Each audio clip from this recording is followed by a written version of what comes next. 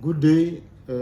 Welcome to yet another labor law presentation where we share cases that emanate from the Labor Appeal Court and the Labor Court in order to impart knowledge and to keep our stakeholders in the public service to be up to date with the developments in the area of labor law. My name is Manas Nichifepe. I'm the senior resident panelist with the PSCBC. And today's case, it's the matter between Correctional Services, that is the Department of Correctional Services, and TD Kutu, that is the employee.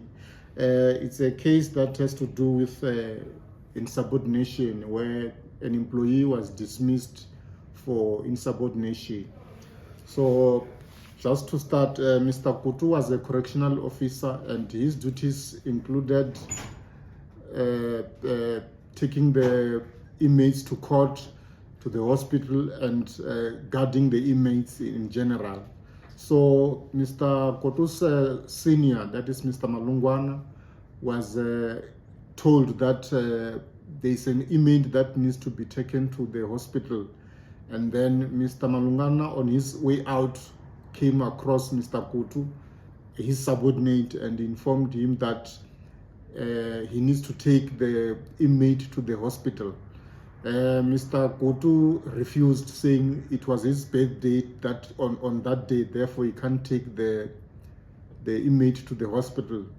And then Mr. Malungwana then went to the HR department or section to verify if indeed it was Mr. Kotu's birthday on that day. And then he found that actually Mr. Kutu was dishonest in claiming that that was his birthday that day. And then he confronted him on his dishonesty. And then Mr. Kutu said actually he confused the birthday with that of his wife. So that was his explanation. Mr. Malungwana again requested Mr. Kutu to take the inmate to the hospital. Again, Mr. Kutu refused.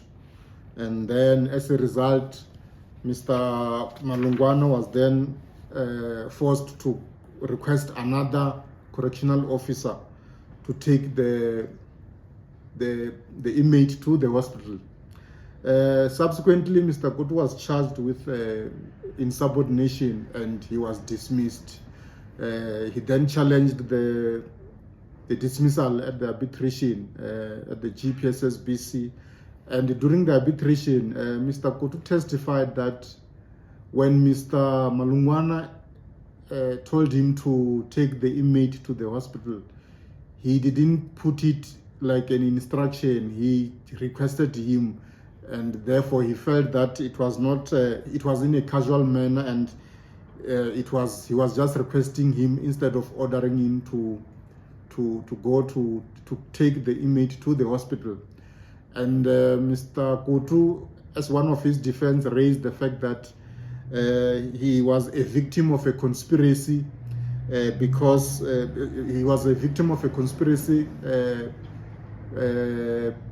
done by his managers, because he changed his union from POPCRU to PSA.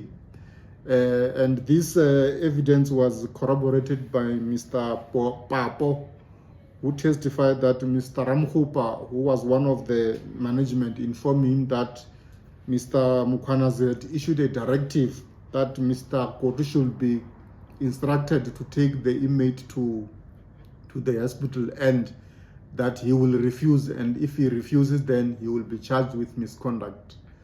And furthermore, Mr. Popo testified that Mr.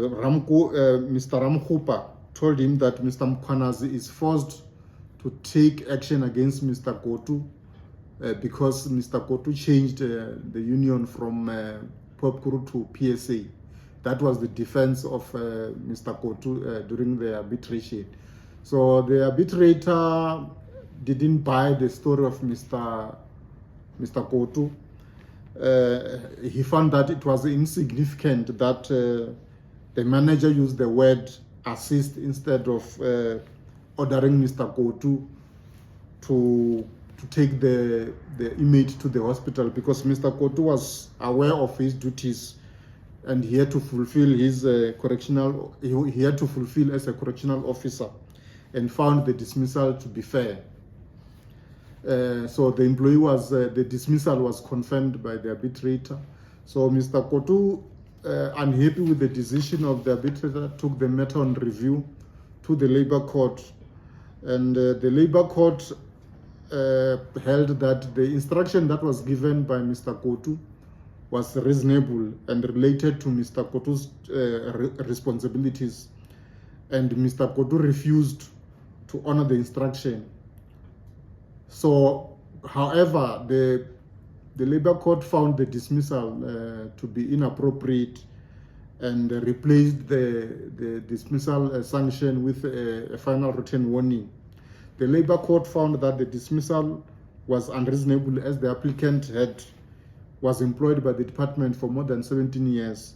So the court was not satisfied that the applicant misconduct justified dismissal. So the Department of Correctional Services was not happy with the decision of the Labour Court, so they took the matter on appeal to the Labour Appeal Court. So the Labour Appeal Court agreed with the Labour Court that even if there was a conspiracy to dismiss Mr. Kotu, which in his own version he was aware of, it could have been averted if Mr. Kotu had simply complied with the instruction to take the inmate to the hospital. So the Labour Appeal Court agreed with the reasoning of the Labour Court and not to interfere with the decision of the arbitrator on that finding that indeed Mr. Kotu failed to comply with reasonable instruction. Then the Labour Appeal Court found that the finding by the arbitrator was reasonable, and therefore the Labour Court was correct in not interfering with that finding by the arbitrator.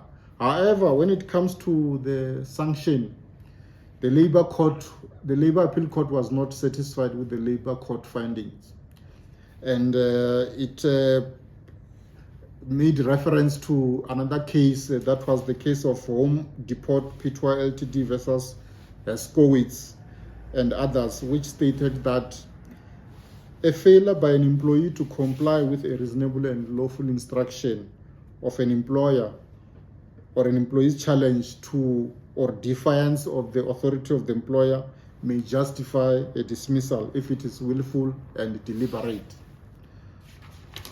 So the Labour Appeal Court found that the Labour Court erred in finding that Mr. Kotu was not a problem employee, as the evidence on record shows that Mr. Kotu had 3 existing disciplinary warnings, of which he denied knowledge of.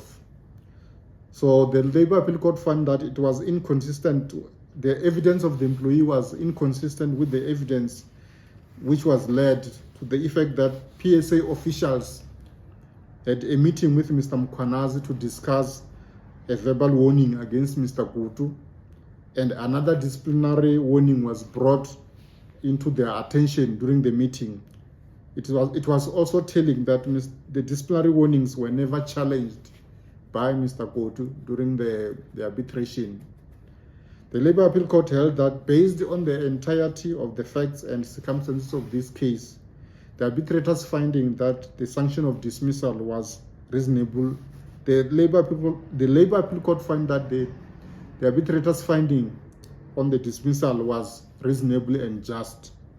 So the Labour Appeal Court concluded that the appeal by the Department of Correctional Services must succeed, and the order of the Labour Court pertaining to the sanction falls to be set aside. The take home from this case is that insubordination has consequences for employees if it is done deliberately and willfully, and that the employer will be within its rights to dismiss an employee who fails to comply with its reasonable instruction. Thank you very much. That is the case for today. We'll meet in the next installment.